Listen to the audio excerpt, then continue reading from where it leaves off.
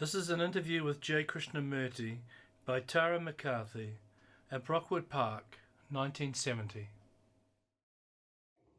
Education is very seldom has any relevance to daily living. Children are told to be good or successful, many things like this. Why is it? Is there a possibility for some other approach to living?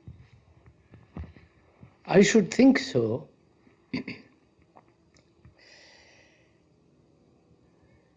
You see, I wonder what you mean by education. Do you mean merely the cultivation of memory,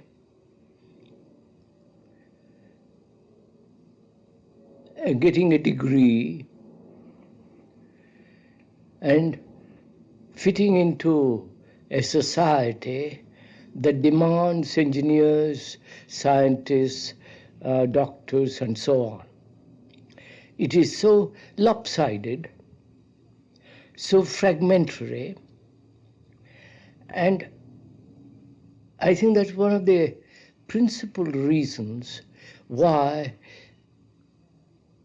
society and human beings are so corrupt. So to bring about a radical change in education, I think one has to educate the educator and also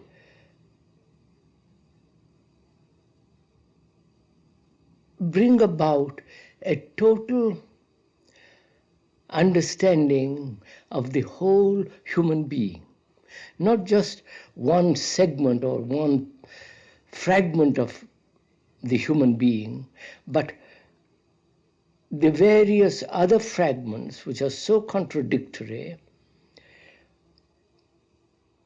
and see if all these many fragments cannot be understood, not integrated, because there is no such thing as integration. You cannot bring about integration between the various fragments, which is quite absurd. As one has to really very deeply go into the question of this fragmentation of the human being or the human mind. Why is it that human mind is so broken up? That's really one of the main questions of any educator. This is true. People don't live, they live in compartments, in areas. They separate themselves from life, from each other, and they are separated in themselves. Is it only up to the person to ask them why they are themselves? I think it's fairly clear why we are fragmented. There is not only the religious fragmentations of the human mind, as the Christian, the Protestant, the Roman Catholic, the Buddhist, the Hindu, the Muslim, and the dozens of divisions religiously, and also nationalistically. And the human being is conditioned in this by this propaganda of nationality and sovereignty, army, and all the rest of it, the huge propaganda that goes on in the name of religion. So all this has conditioned the human mind, which now lives in fragments, as you call it, in departments. Now, what is the educator who really understands this fragmentation? What is he to do? Is that the question you're asking? First of all, it seems to me that he has to see the fragmentation not only in the student, but also in himself. Because if he merely talks about fragmentation and the bringing about a harmony, it'll be hypocritical. It'll have no value whatsoever. But if he, in educating the student, sees it in himself and is working or breaking down this fragmentation, then it has some authenticity. It won't breed hypocrisy and a division between the teacher and the student. So it's even the act of looking that can be a creative thing. Of course, the act of observation of oneself is the highest form of creation, not just putting some paint on canvas or writing a poem, because that also one can write most beautifully and live a most corrupt life, or paint most magnificent pictures and lead a shoddy life. So it's this contradiction in the human mind is the cause of great mischief in the world and great sorrow. Until one understands this very deeply, the mere superficial reformation academically or in the university, or some superficial social reform will have no lasting value. So I think the educator, whether he is at the kindergarten level or at the university, he has to really understand this real great problem, this great issue, why human beings are so divided, not only outwardly, but also inwardly. One can see outwardly what it has led to: wars, economic strife, the rich and the poor, and the Russian communist and the Catholic and the capitalist and all the rest of it. And also inwardly, which is much more important, because the inward state of man is the outward expression of what he is. And so the inward state of man psychologically has to be understood, not by a specialist, not by the analyst or the psychologist, by each human individual. Each one of us has to understand himself. And to understand himself, he has to look at himself.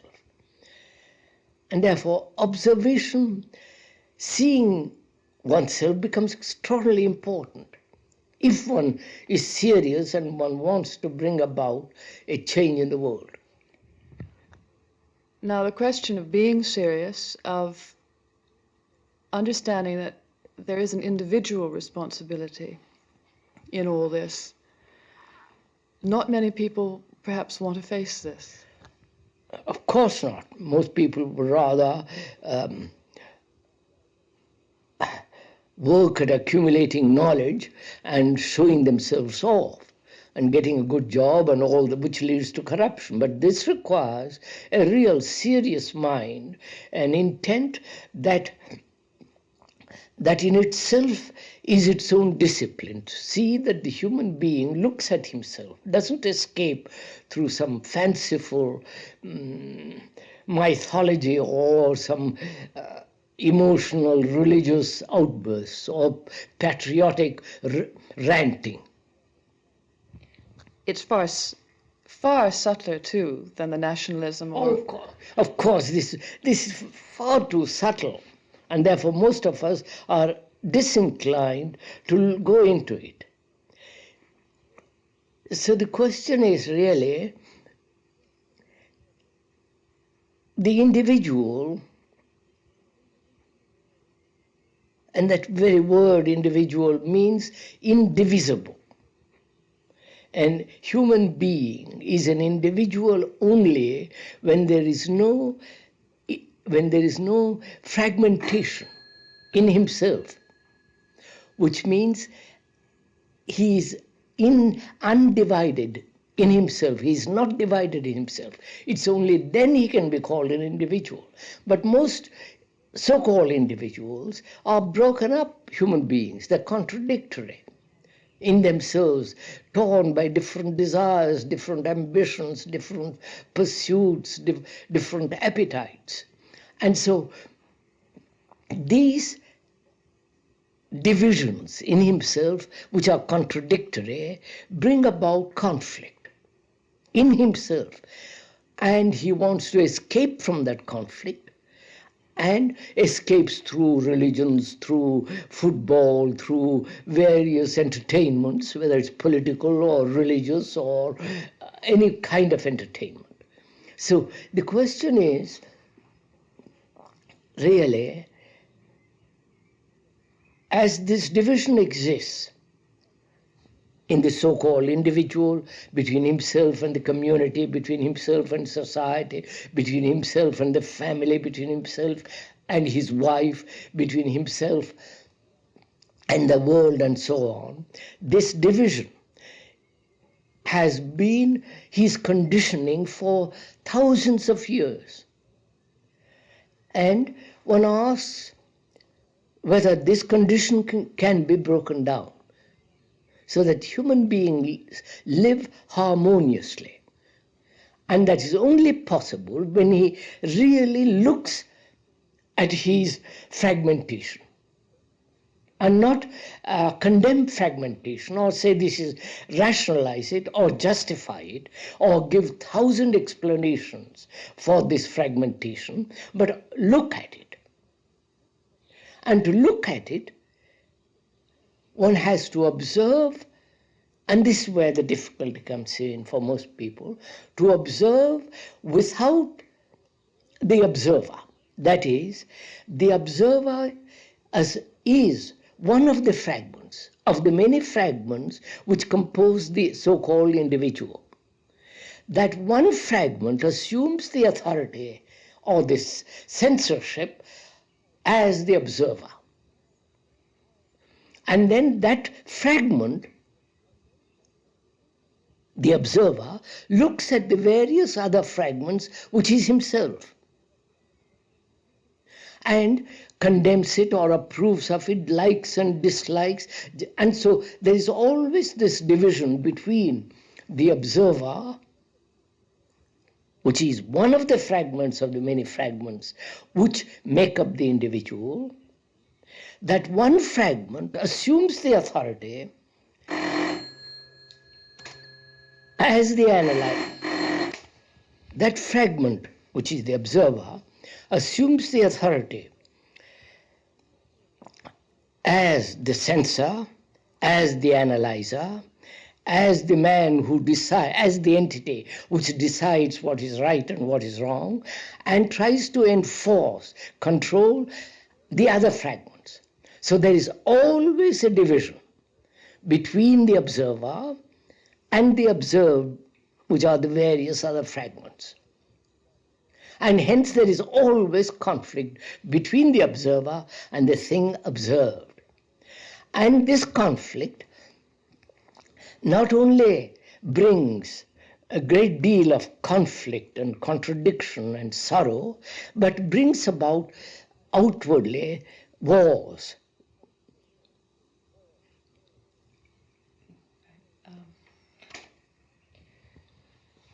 Now, part of this problem of observing oneself within the pattern of society, which condemns, which forces one, there's great pressure in society itself and within, as well as the individual, to conform. Now, at a school such as Brockwood, there is actually an atmosphere here where the horizons seem to broaden. Is the atmosphere of affection necessary? No, I think, I think the atmosphere of affection comes about naturally when we understand this question of conformity. Why human beings are trained, like so many monkeys, to conform to the pattern to the establishment, whether the establishment is the capitalist establishment or the communist establishment or the religious establishment. Why is the mind of a human being, why must it conform? Is it that society is frightened of a human being who doesn't conform? Or is the mind that conforms afraid not to conform? Because as you know, as you see in the world, I mean, all the education is a process of conformity, which Hitler, Mussolini, Stalin, and the tyranny of the tyrannical governments of the world are forcing the individual to conform. So one asks, really, why conformity has become such an extraordinarily important thing in life? Is it fear? Fear, if you don't conform, you will be left out. If you don't conform, you may not have security. If you don't conform, you might lose your job or lose your house, if you lose your whole life. So conformity and the fear of it has become so ingrained in the human mind that you rather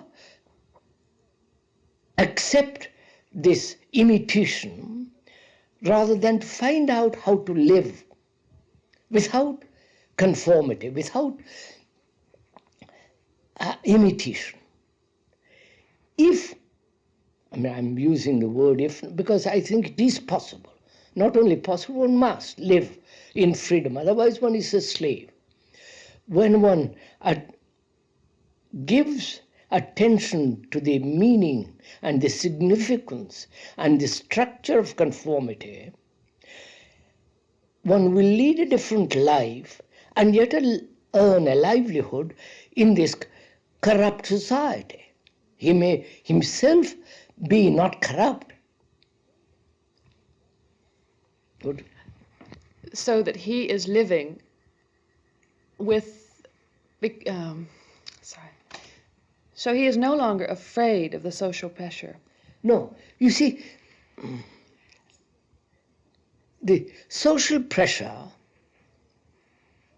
with its morality, which is not morality, which is really immorality, the social pressure is the pressure of the family. Why put it on society? There is the pressure of the family, there is the pressure of the books, there is the pressure of the priests, there is the pressure of the politicians, there is the pressure of the scientists. We are being influenced,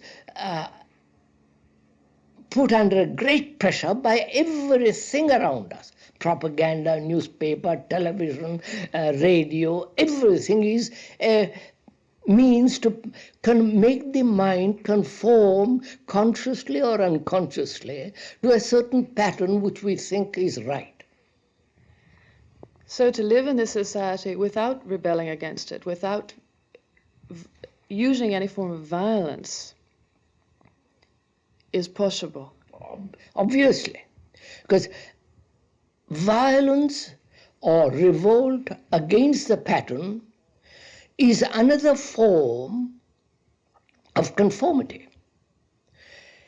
Any reaction, it doesn't matter what it is, any reaction is an act of aggression.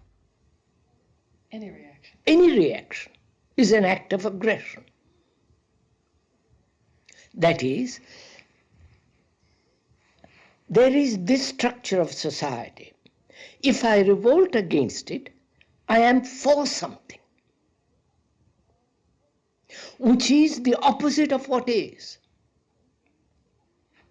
The opposite of what is a form of aggression against that which is. So violence against society, though against society is obviously a destructive, it doesn't bring about a radical revolution in the mind. As we said, I think this must be made very clear, that violence in any form and the anti-violence of violence is in the same pattern. I do not know if you want to go into this question of violence, because human mind again accepts violence as the way of life. War is the way of life. The division between nationalities as the way of life, and which must inevitably breed outwardly the fury and the bestiality of war, but also inwardly it must breed a great deal of contradiction, misery, and confusion. So violence, whatever the cause, and the experts will give you 1,000 explanations why human beings are violent, but the fact remains that human beings are violent. And the pursuit of non-violence as an ideal is fictitious. Because when you are pursuing the ideal of non-violence, you are actually being violent. Ultimately, you may reach a so-called mythological state of non-violence, but actually, before you reach it, you are being violent. Therefore, one has to understand oneself again. And this is where the importance of the educator lies. That he, in his teaching, the student has not only has to understand his own conditioning, but also in the very act of teaching reveal to the student his conditioning. So it's a mutual work. The teaching, the teacher and the taught, in the academic sense of that word, is working together, realizing together the condition of the mind, sharing together in the exploration of each one's conditioning. And it is only then there is a possibility of bringing about right kind of education, which is the education of the whole of the human being, not just one part of it. I'm going to have to change tape. It's very rare for any two people to go into anything together. Husbands and wives find they will take positions. Why don't people go into things together instead of taking a... I think that's fairly simple, isn't it? Each one has his own image about himself and about the other. The husband has an image about the wife, and the wife has an image about the husband. And the image is made up of prejudices, the past incidents of irritation, of pleasure, of nagging, of domination, this or that, and these images are really speaking to each other. And these images have a relationship with each other. And how will you communicate or work together when these images, which are verbal, emotional, put together by past incidents, have such dominating influence in life? It's only when these images, which are prejudices of like and dislike and all the rest of it, when these images come to an end, then people can communicate with each other, share together, create work and so on together. And the meaning of that word communication means that. So one has to really be aware of one's own image that one has about oneself and how that image has been built, which is really the memory, the continuation of memory as insult, as flattery, as pleasure, as pain, as saying something, all the rest of it, the image, the reactions that have built up, that are built up in oneself through 30, 20, or even yesterday. These memories control thought. These memories are the basis of all thinking. Thought is the response of these memories. So, to really work together, one has to understand the image that one builds for oneself, about another, or about oneself, and understand the mechanism of building images. That is, if I say something to you, a pleasurable word, say how nice you are, immediately you have a picture. Or if I say something insulting, you have immediately an image. Now, the machinery of this building images is very clear. You react to something immediately, if it is pleasure or painful, and that becomes the memory. That is the memory, and from that memory you respond all the time. So, to be attentive at the moment of your reaction, whether to insult or to flattery, at the moment of reaction, to be completely attentive. Then you will see that the image building comes to an end immediately. Then, in that attentive state, you can communicate. If the other is also equally serious in putting away his image. But if I keep to my image and you are free of images, how can you communicate with me? So the conflict begins again. So you can't communicate.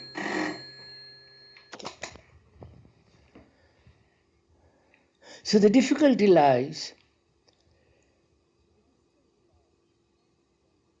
that if one has understood the machinery of building images and is really serious and stops that machinery by observing, that machinery comes to an end, that person will find it extremely difficult to communicate with another who is full of images. And therefore, it becomes almost impossible to have any communication with another unless both are serious. And this is very difficult because in this world we want pleasure. Pleasure plays such an immense part in our lives. Therefore, we rather pursue pleasure than understand the whole structure of life, which will lead to great joy, but not to pleasure with its pain and all the rest of it.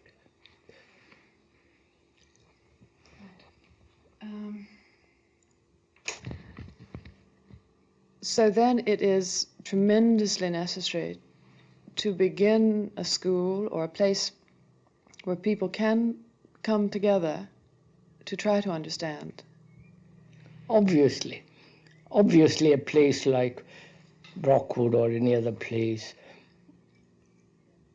people should come who are serious, go into all these questions of education, of morality, what is right, what is true religion, what is love, death, the whole human problem. Not merely acquire a degree, have a first-class academic education, that will too happen here. But I think the more important thing is the education of the whole of the human mind. And that is possible if many of us get together and spend some time in a dialogue about these matters. And that's what we want to do at Brockwood. You put it in. Why is it that pleasure or the desire for comfort, for security, is so important? I don't think we realize the nature of pleasure or what security is. So shall we talk about those two? Pleasure is the cultivation of thought.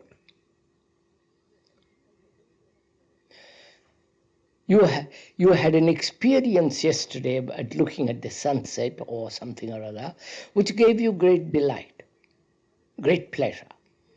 And you wanted to repeat it again tomorrow. Thought, thinking about the pleasure which you had yesterday, cultivates that pleasure by thinking about it and wants it to be repeated tomorrow. So thought nourishes or sustains that pleasure which you had yesterday. And if you don't get it tomorrow, you will be disappointed. You will be hurt. You will be angry. So where there is pleasure, there must also be pain. That is, if you don't get pleasure, you will be hurt. Hurt is a form of fear. So thought not only breeds, sustains pleasure, gives it a continuity, but also thought engenders fear. I am afraid I will not get it. I am afraid I'll be frustrated. I am afraid of death, and so on. So thought is responsible for both pleasure and fear. And therefore, to us, pleasure has become so extraordinarily important because we don't connect pleasure with fear. The two things we seem to keep them apart. But fear and pleasure are one coin, one side of a coin. Pleasure is the one side of the coin and their fear is the other. But we don't see this. And also we don't see that security, which one must have. I mean, otherwise couldn't live. I mean, one must have food, clothes, and shelter. That is the security, complete security one must have. But that security is denied to everybody because of this nationalistic division. The American, the Canadian, the English, the German, the Russian, the Hindu, the Muslim. So this division, with its wars, destroys security.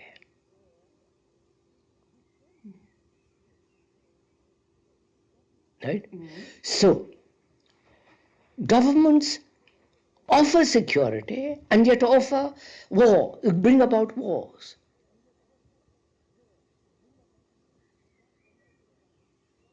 Because of this national division, right, or linguistic or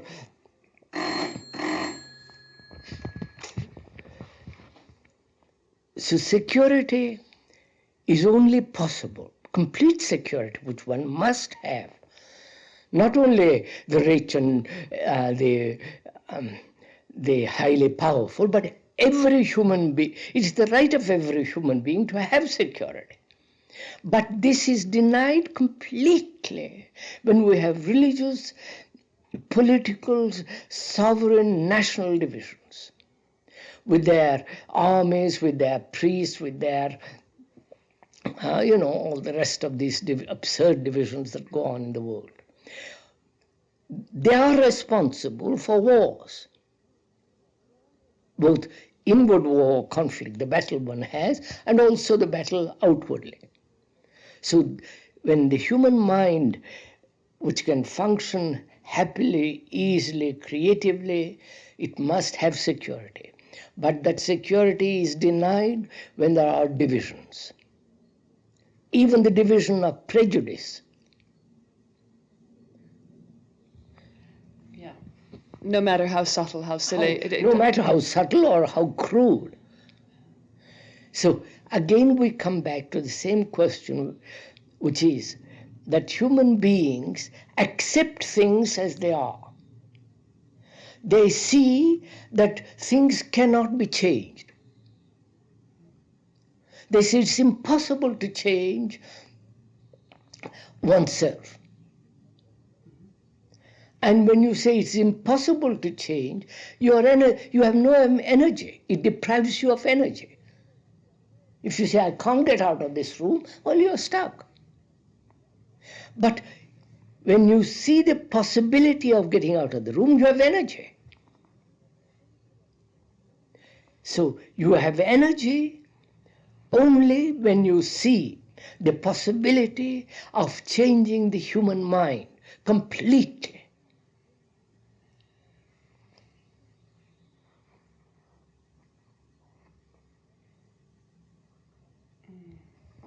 Not as an idea No. And we have been through all that circus before. Ideals and utopias, all ideals are idiotic because they're just an escape from what is. I mean, one can see this. People have talked about non-violence endlessly. In India, they've done it for centuries, but they're equally violent people as anywhere else. So the ideals, utopias, offer means of escape from actually what is, which is the human mind is violent. Let us face it, understand it, not in time, gradually, but actually look at it now. And when you understand it very clearly, and you can only understand it when the observer is not there, because the observer is the very essence of prejudice. Therefore, he divides. So to observe without division, without creating the opposite of violence, just to look at violence in oneself when one is angry, just to observe it. Not try to suppress it, not try to run away from it. Just observe your anger or your greed or your competitiveness. Observe without creating the opposite, and to observe it non-verbally. The verbal division is as important as the emotional division. So to observe non-verbally, then there's a possibility of ending violence. Not tomorrow, immediately. The verbal is the observer, isn't it? Oh yeah, obviously. Part of the observer is part of this verbal structure. I mean, the very word violence is associated with all kinds of violence. After all, thought is the result of 1,000 associations, verbal associations, memories, experiences, knowledge. Knowledge is part of verbal accumulation. So one must observe without the word. When you look at that plant, at that flower, without the word, the word with its association of like and dislike, mine and yours, and all the rest of it, just to observe. And then you will see the space between the observer and the observed disappears. This, I don't know if you want to go into it, this becomes extremely interesting and rather subtle. I don't know if it is the occasion now to go into.